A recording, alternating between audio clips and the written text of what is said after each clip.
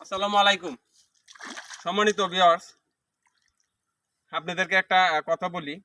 গত বছর এই আমন সিজনে যখন ধান পাকা শুরু হয়েছিল, তখন প্রত্যেক জমির, আমাদের এলাকার প্রত্যেকের জমির একবারে সমান সমান অর্ধেক ধান শীষ কাটতে ফেলাই দিছিল পোকায়। এটা হচ্ছে মাজরা পোকার একটা বিশাল আক্রমণ পড়ছিল আমাদের অঞ্চলে। জানি না আপনাদের অঞ্চলে কেমন হয়েছিল।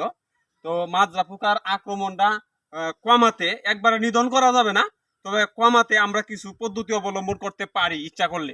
যদি আমরা সবাই মিলে এভাবে কুটি গাড়ি দিয়ে জমিতে, এখানে পাখি বসবে, পাখি বসলে এইখানে পাখি বসে তার খাবার সংগ্রহ করার জন্য সে চতুর্দিকে খুঁজলে এই পোকামাকড় আছে এগুলা খায়া শেষ করবে, বুঝছেন?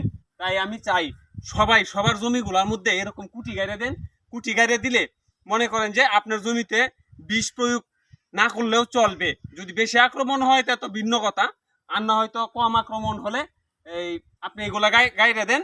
কুটি গাইরে দিলে যখন বংশ বিস্তার করবে তখনই খাইয়া ফেলাইবে, বংশ বিস্তারের আগেই খাইয়া ফেলাইবে পোকা, পাখি ধরিয়া খাইব। তাই সবার কাছে বিনীত অনুরোধ, সবাই যেন সবার জমিতে এরকম কুটি গাইরে দেয়। ধন্যবাদ সকলকে।